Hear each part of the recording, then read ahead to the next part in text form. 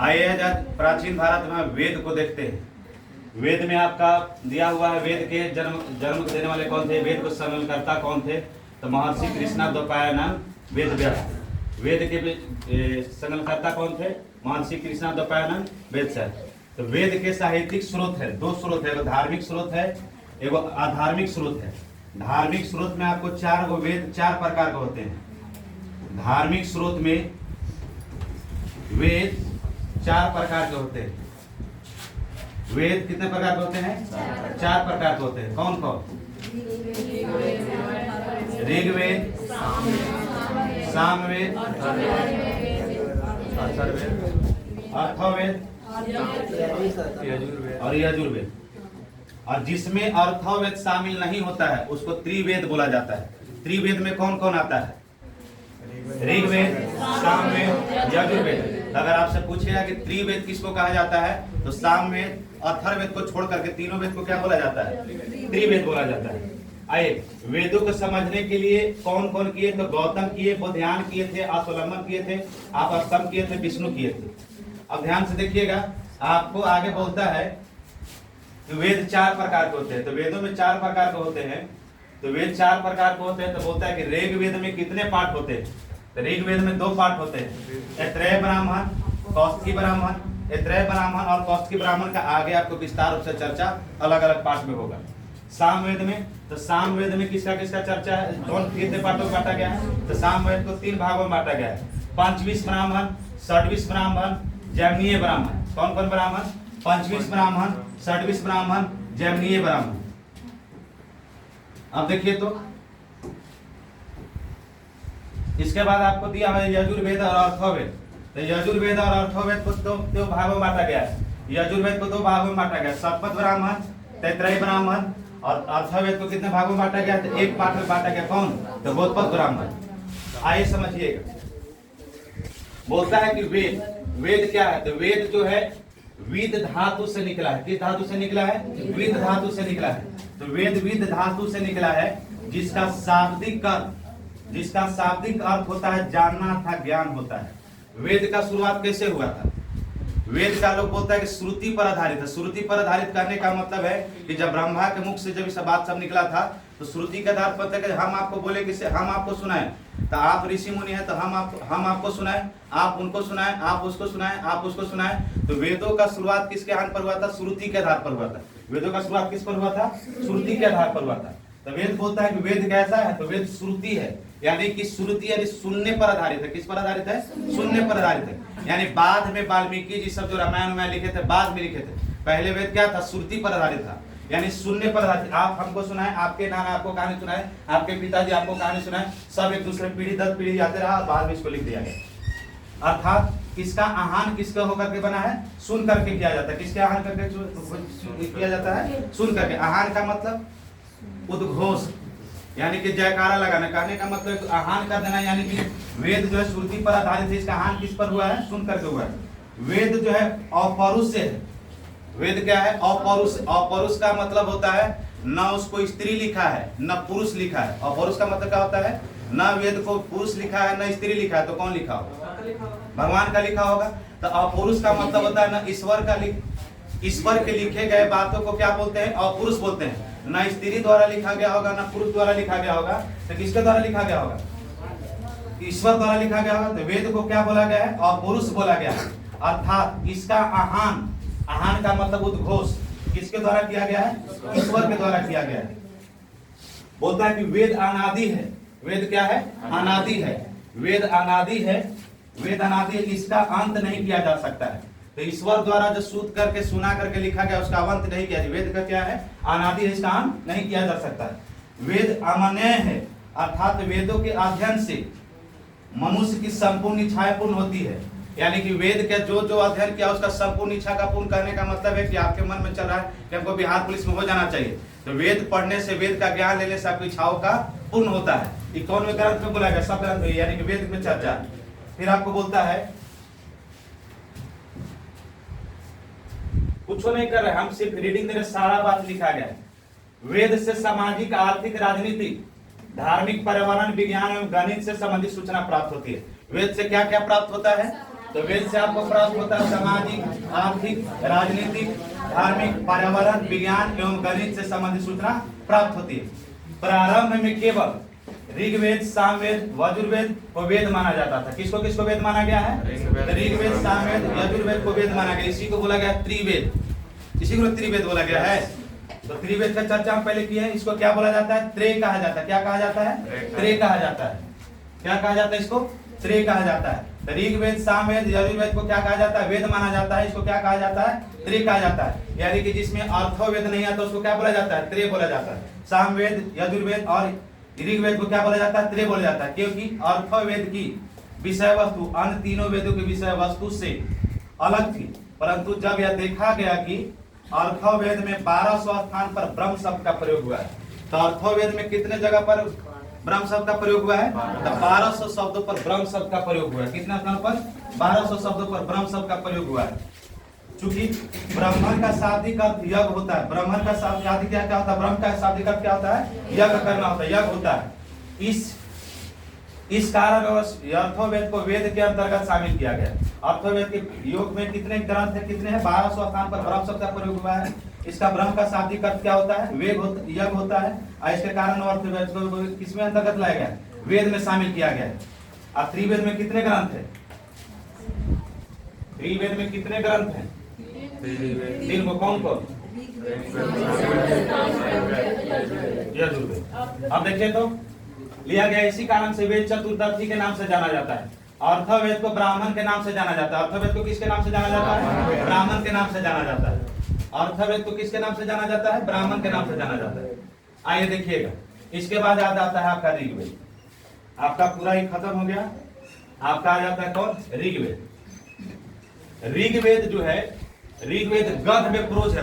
गद्य में लिखा गया। किसमें लिखा गया है? गद्य। एक गद्य होता है, पद होता है। तो किसमें लिखा गया था ऋग्वेद को? गद्य में लिखा गया था। किसमें लिखा गया था? गद्य में लिखा गया था। यह अग्नि को समर्पित है। तो आपसे पूछता है क्वेश्चन कि ऋग्वेद किसको समर्पित है? तो किसको समर्पित है? अग्नि को समर्पित है। तो यह कैसा प्राचीनतम वेद है? कैसा वेद है? ऋग्वेद कैसा वेद है? तो प्राचीनतम वेद है। कैसा वेद है? प्राचीनतम वेद है। इसमें बोलता है कि कितनी शाखाएं हैं? तो ऋग्वेद में कितनी शाखाएं हैं? 5 शाखाएं हैं। कौन कौन? तो 5 शाखा में क्या गो मंडल है? तो ऋग्वेद में 10 गो मंडल है, 1028 गो सूक्त है और 10,462 गो मंत्र है। अब आपको 15 38 226 शब्द है। यानी कितना हो जाएगा? काइन दाइन सैकड़ा हजार कितना हो जाएगा? यानी कि 1,53,826 शब्द है। आप ध्यान दीजिएगा, 10 मंडल में प्रथम शब्द में आपको अष्टम एवं दशम मंडल के बाद जोड़ा गया है। देखिएगा 10वें मंडल में क्या गो मंडल है? 10 को मंडल है, 1028 को सूक्त है और 10,462 का मंत्र है और 1,53,826 क्या है? शब्द है। किसमें? ऋग्वेद में। बोलता है कि 10 मंडल में से प्रथम, अष्टम एवं दशम मंडल के बाद जोड़ा गया है। 10 मंडल में से प्रथम एवं अष्टम एवं दशम मंडल को बाद में जोड़ा। किसको किसको बाद में जोड़ा गया है? ऋग्वेद में। तो कौन कौन मंडल को बाद में जोड़ा गया है? तो प्रथम को, अष्टम को एवं दशम को किसमें कब जोड़ा गया है? बाद में जोड़ा गया है। इसी कारण से इसको क्या बोला जाता है? छेपक कहा जाता है। छेपक मतलब एडेड लेटर, यानी बाद में जोड़ा गया शब्द बोला गया। छेपक का मतलब बाद में जोड़ा गया शब्द। बोलता है दूसरा से 7वां मंडल प्राचीनतम मंडल है। तो दूसरा से 7वां मंडल कैसा मंडल है? तो प्राचीनतम मंडल है। 9वां मंडल में मध्य मंडल है।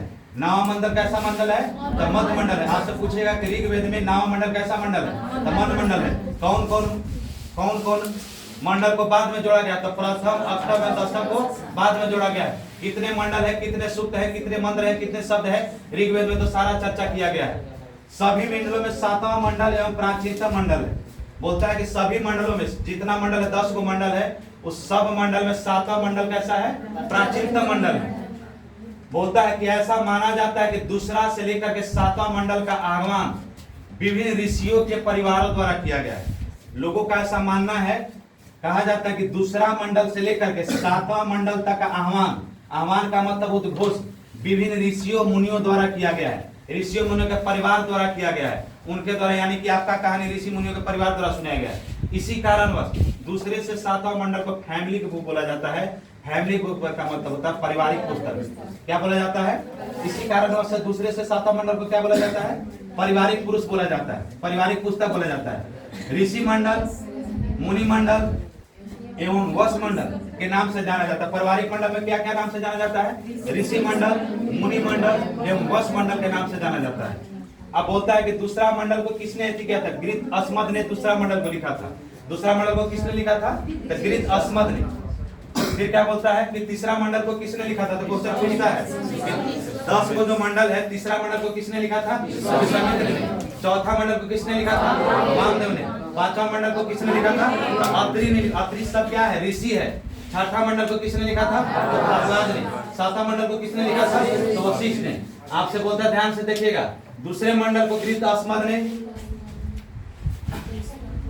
दूसरे मंडल को गृत अस्मद ने, तीसरे मंडल को विश्वामित्र ने, चौथे मंडल को वामदेव ने, पांचवें मंडल को अत्रि ऋषि ने, छठे मंडल को भारद्वाज ऋषि ने और सातवें मंडल को वशिष्ठ ऋषि ने। हमको देना चाहिए था शुरू से आपको कि पहला मंडल से देना चाहिए था, मगर आपको ये पहले ही जोड़ दिया गया है कि 8वें मंडल में, किस मंडल में? 8वें मंडल में, 8वें मंडल में 50% मंत्रों का आहान जो है, यानी कि आहान जो मतलब उद्घोष कर्ण ऋषि द्वारा किया गया। किस ऋषि द्वारा किया गया है? तो बोलता है कि 8वें मंडल में 50% यानी आधा मंत्रों का आहान यानी उद्घोष किस ऋषि द्वारा किया गया है? कर्ण ऋषि द्वारा किया गया है। जबकि 50% मंत्र का महिला विदुषी द्वारा किया गया है। किसके द्वारा किया गया है? महिला विदुषी द्वारा किया गया। जैसे घोषा, सिक्ता, निवारी, पोलोमासी, अपाला, लोपा, मुद्रा के द्वारा किया गया। किसके द्वारा किया गया है? मुद्रा के द्वारा किया गया। आइए अब देखते हैं तीसरा मंडल। रीडिंग है, अगर इसको रीडिंग देके पढ़ लीजिएगा तो आपको काम के वस्तु, ये सब दरोगा से रिलेटेड है। ये बिहार पुलिस में उतना ज्यादा काम नहीं करे, खाएगा पूछेगा कौन मंडल में कौन पढ़ता है। देखिएगा तो तीसरे मंडल में गायत्री मंत्र है। किस मंडल में? ऋग्वेद के तीसरे मंडल में क्या है? गायत्री मंत्र है। यह सविता यानी सूर्य को समर्पित है। ऋग मंडल किसको समर्पित है? ऋग्वेद किसको समर्पित है? तो सविता यानी किसको समर्पित है? सूर्य को समर्पित है। जनेऊ धारण करने का समय गायत्री मंत्र का जाप करते हुए उपनयन संस्कार किया जाता है। जनेऊ धारण करते समय गायत्री मंत्र का उपनयन किया, यानी जो आदमी जनेऊ धारण करता है तो ऋग्वेद में जो ग्रंथ है, जो मंत्र है गायत्री मंत्र, उसका क्या किया जाता है? उपनयन संस्कार में लिया जाता है। चौथे मंडल में 24 बार कृषि का उल्लेख हुआ है। ऋग्वेद में कितने, कौन मंडल में? चौथे मंडल में। तो ऋग्वेद के चौथे मंडल में 24 बार कृषि शब्द का उल्लेख हुआ है। कितने बार हुआ है? 24 बार कृषि शब्द का उल्लेख हुआ है। उदर का मतलब उपजाऊ होता है। उदर का मतलब पृथ्वी के पेट से निकाला गया अनाज को उदर से बोला जाता है। उदर का मतलब पृथ्वी के पेट से ना, गर्भ से निकाले गए अनाज को क्या बोला जाता है? उदर बोला जाता है। उदर का मतलब उपजाऊ यानी कि पृथ्वी से अन्न को निकालना। धान का मतलब फसल। वंपति का मतलब बोना। आकर्तन का मतलब काटना। यानी ऋग्वेद में 24 बार कृषि का उल्लेख किया गया है। उदर का मतलब उपजाऊ होता है, धान का मतलब फसल होता है, वंपति का मतलब बोना होता है, कर्तन का मतलब काटना होता है। जैसे शब्दों का प्रयोग किया गया है, यानी कि ऋग्वेद में 24 बार कृषि का उल्लेख किया गया है। और आपको इसमें से उद्र का मतलब उपजाऊ होता है, धान का मतलब फसल होता है, वंपति का मतलब बोना होता है, कर्तन का मतलब काटना होता है। जैसे शब्दों का प्रयोग किया गया किसमें? ऋग्वेद में। ऋग्वेद के चौथे मंडल वर्णित है इंद्र ने व्यास नदी के तट पर आर्यन के सबसे महत्वपूर्ण देवी उषा को पराजित किया था। तो ऋग्वेद के कैवें मंडल में? चौथे मंडल में वर्णित है कि इंद्र ने व्यास नदी के तट पर आर्यन के सबसे महत्वपूर्ण देवी उषा देवी को पराजित किया था। किसको पराजित किया था? पराजित का मतलब क्या होता है? हराना। यानी इंद्र ने किसको हराया था? किस नदी के तट पर? तो व्यास नदी के तट पर उषा को पराजित किया था। किसने? इंद्र ने। ऋग्वेद के चौथे मंडल में तीनों राजाओं की चर्चा है। तो ऋग्वेद के 3 मंडल में 3 को राजाओं का चर्चा किसका किसका? परसदस्तु, अजमीत और पुरुषमित। ऋग्वेद के चौथे मंडल में 3 राजाओं का चर्चा किसका किसका?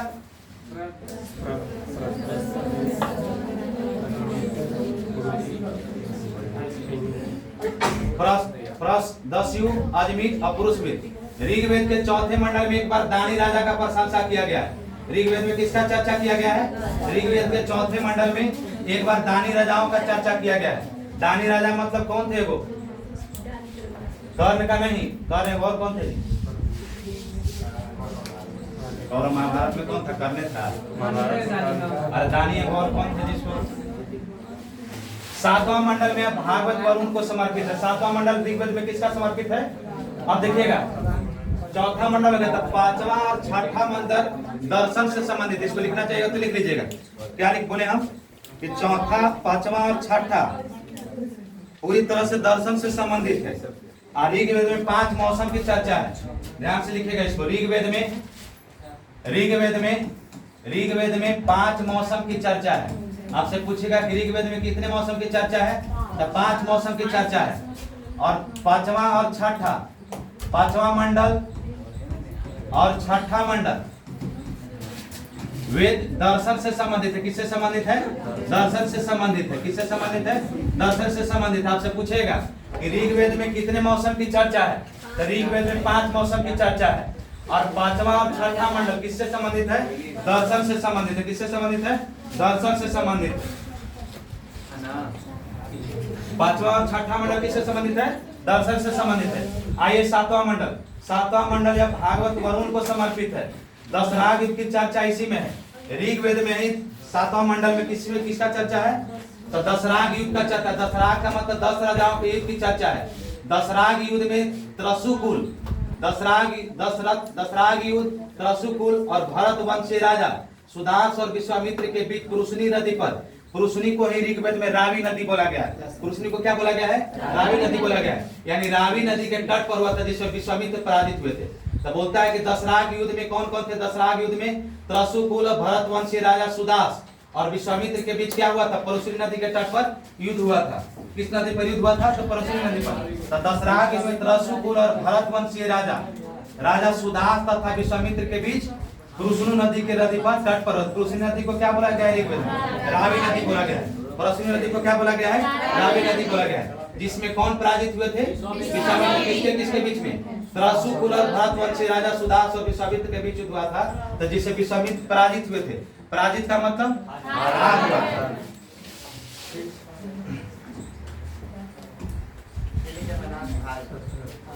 सब लिखा गया है, खाली आप इसको पढ़ते पूरा ऋग्वेद खत्म कर देते हैं। इसके बाद आगे आठवां मंडल इंद्र को समर्पित है। आठवां मंडल में आते हैं। सातवां मंडल में किसका किसका?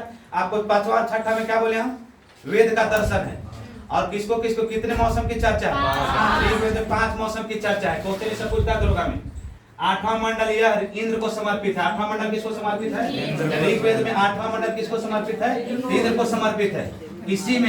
इसी में वर्णित है इंद्र ने यशुमती नदी के तट पर कृष्णा नामक वसुर को वध किया था। तो 8वां मंडल में इंद्र को समर्पित है। इसी में वर्णित है कि इंद्र ने कौन नदी पर? तो यशुमती नदी के तट पर किस नामक असुर को? कृष्णा नामक असुर को वध किया था। वध का मतलब मौत के घाट उतार देना या मार देना। 9वां मंडल में सोम को समर्पित है। 9वां मंडल किसको समर्पित है? सोम को समर्पित है। तो 9वां मंडल सोम को समर्पित है। सोम जो है वनस्पति देवता थे। सोम कौन थे? तो वनस्पति देवता था। इनका निवास स्थान हिमालय के मुजवत पर्वत था। इनका निवास स्थान कहाँ था? हिमालय के मुजवत पर्वत था। तो 9वां मंडल सोम को समर्पित है। सोम में वनस्पति के देवता थे। इनका निवास स्थान कहाँ था? हिमालय था। हिमालय के कौन पर्वत पर? तो मुजवत पर्वत पर था। तो 9वां मंडल को पवन वाणी अर्थात पवित्र मंडल के नाम से जाना जाता है। 9वां मंडल को क्या जाना जाता है? पवन वाणी अर्थात पवित्र मंडल के नाम से जाना जाता है। 9वां मंडल में एक व्यक्ति कहता है कि मैं कवि हूँ। 9वां मंडल में क्या कहता है? एक व्यक्ति कहता है कि मैं कवि हूँ, मेरा पिता विघस है यानी कि वैद है। 9वां मंडल में क्या बोलता है कि मैं एक कवि हूँ, मेरा पिता एक विघस है यानी कि वैद है, जबकि मेरी माँ उत्सल सर्पित है यानी चक्की चलाने वाला। बोलता है कि 10वां मंडल में चक्की चलाने का चर्चा है। किस मंडल में? 9वां मंडल में। जी 9वां मंडल में है चक्की चलाने का। उसी में कहता है एक कवि बोलता है कि मैं एक कवि हूँ। एक व्यक्ति कहता है कि मैं कवि हूँ, मेरा पिता वैद है और मेरी माता चक्की चलाने वाली है। इसका कहने का मतलब होता है कि पहले जो था व्यवसाय पर, यानी कि जो जैसा व्यवसाय करता था उसी के आधार पर वर्णों का आधार था, उसी पर जाति का निर्धारण था। इसलिए बोलता था कि एक ही घर में एक व्यक्ति कवि था और दूसरा व्यक्ति क्या था? उसके पिताजी वैद थे, उसकी माता चक्की चलाने थे, यानी कि कर्मों पर आधारित था। इस बात से प्रमाणित होता है कि अभी तक वन विभाजन जन्म के आधार पर आधारित था, न कि कर्म के आधारित पर। यानी कि वन विधारण किस पर था? जन्म के आधारित पर था, जन्म के आधार पर नहीं था। किस आधार पर था? कर्म के आधार पर। यानी कि वर्ण का आधार कहने का मतलब जातियों का निर्धारण किस पर था? कर्म के आधार पर था, जन्म के निर्धारण पर नहीं था। जिस घर में जन्म लिया उसके आधार पर जाति का निर्धारण नहीं था, कर्म के निर्धारण पर था। 10वां सूक्त है, 10वां मंडल में 10वां पुरुष सूक्त है। 10वां क्या है? 10वां मंडल में है 10वां क्या है? पुरुष सूक्त है। इसी में वन विभाजन के संबंध में प्राचीनतम सूचना प्राप्त होती है। इसी में कहा गया है कि ब्रह्मा के मुंह से ब्राह्मण, क्या बोला गया है 10वां मंडल में? कि ब्रह्मा से ब्राह्मण का जन्म हुआ था। किसका जन्म हुआ था? ब्रह्मा के मुंह से ब्राह्मण। छत्र से क्षत्रिय, यानी छाती से क्षत्रिय निकला था, जांग से वैश्य निकला था, और तलवा से शूद्र की उत्पत्ति हुई थी। क्या बोलता है कि 10वां मंडल में पुरुष सूक्त है, यानी पुरुष सूक्त यानी पुरुषों का जन्म पर आधारित है। इसमें वन विभाजन का निर्धारण प्राचीनतम सूचना पर आधार होती है। प्राचीनतम सूचना मतलब वेदों के आधार पर होता है, वेदों में जो लिखा गया उसके आधार पर होता है। इससे बोला गया है कि ब्राह्मण का जो जन्म हुआ था, ब्रह्मा के मुख से ब्राह्मण का हुआ था, छत्र से क्षत्रिय का, जांग से वैश्य और तलवा से शूद्र का हुआ था। इससे ब्राह्मण का उल्लेख कितना बार किया गया है? 14 बार। किस मंडल में? 10वां मंडल में कितना बार किया गया है? ब्राह्मण का कितना बार किया गया है उल्लेख? 14 बार। क्षत्रिय का कितना बार किया गया है? 9 बार। कौन मंडल में? 10वां मंडल में। वैश्य का कितना बार चर्चा किया गया है? 3 बार। शूद्र 1 बार उल्लेख किया गया। शूद्र का कितना बार उल्लेख किया गया है? 1 बार किया गया है। यह वन विभाजन कर्ण पर आधारित था, चूंकि ऋग्वेद में 10 मंडल इसी कारण से दस्तई के नाम से जाना जाता है। तो ऋग्वेद के 10वें मंडल को किस नाम से जाना जाता है? तो दस्तई के नाम से जाना जाता है। अब महत्वपूर्ण सूक्त थे। अज सूक्त, शुद्ध सूक्त, नदी सूक्त, संवाद सूक्त, वाद सूक्त, हरिण गर्भ मांड सूक्त, मांडुक्य सूक्त, कपि सूक्त, पुरुष सूक्त। अब सारे सूक्त का चर्चा किया गया है। अब सारे सूक्त का चर्चा किया गया है, तो जिसमें आज सूक्त में किया गया है, इसमें एक जुआरी की दुख भरी कथा है। आज सूक्त में किसकी चर्चा है? जुआरी की एक दुख भरी कथा है।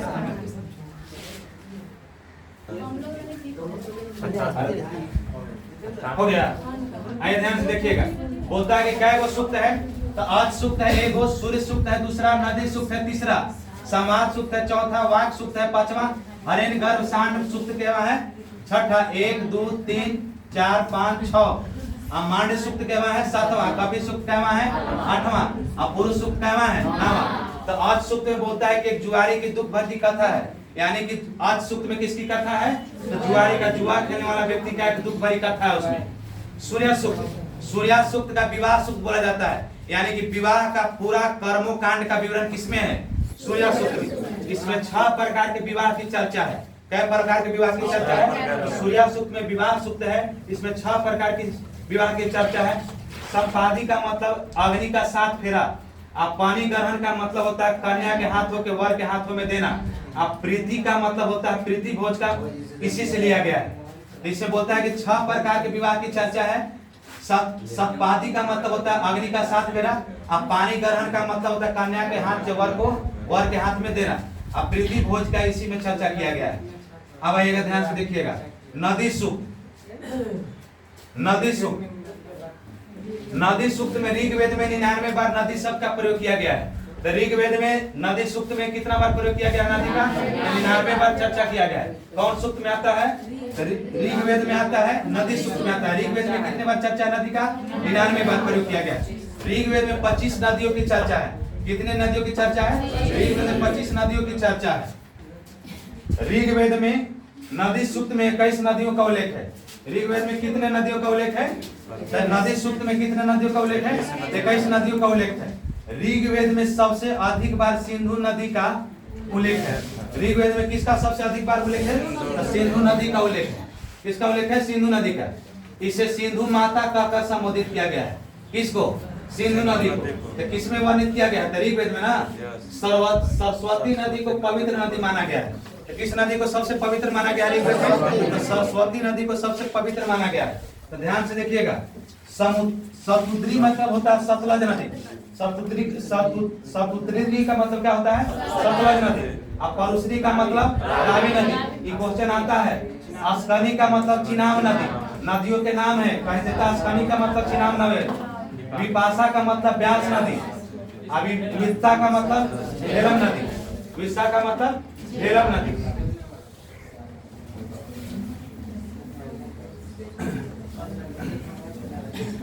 आइए ध्यान से देखिए, होता है कि सिंधु के 5 सहायक नदी की चर्चा है।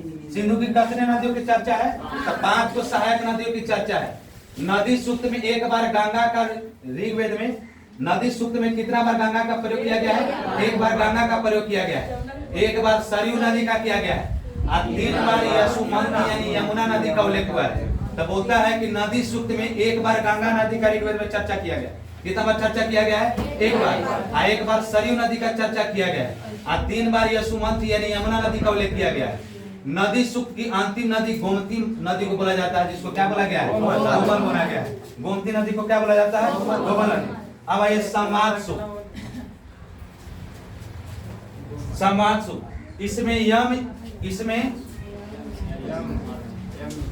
होता है कि इसमें यमी संवाद है, इसे पूर्वर्षी संवाद है। नाटक की प्राचीनतम उत्पत्ति इसी से हुई थी। यानी समाज सूत्र में नाटक का चर्चा किया। किसमें चर्चा किया गया है? समाज सूत्र में। किस वेद में आता है? ऋग्वेद में आता है। वाक सूक्त, वाक का मतलब क्या होता है? शब्दों के अलंकृत करने का प्राचीनतम साक्ष्य किससे मिलता है? तो वाक सूक्त से मिलता है। तो शब्दों के सबसे पहले अंकुरित कब किया? क ख ग घ का उच्चारण किससे मिलता है? वाक सूक्त से मिलता है। हिरण्य गर्भ सूक्त, सूक्त का मतलब उल्लेख होता है यानी चर्चा वाक होता है। सृष्टि की उत्पत्ति के संबंध में प्राचीनतम सूचना इसी से प्राप्त होता है। यानी कि सृष्टि का निर्माण किससे हुआ है, कैसे हुआ है, इसकी पूरी चर्चा किस में मिलती है? हिरण्य गर्भ सूक्त में मिलता है। सृष्टि की उत्पत्ति की चर्चा, सृष्टि के उत्पत्ति के संबंध में प्राचीनतम सूचना किससे प्राप्त होती है?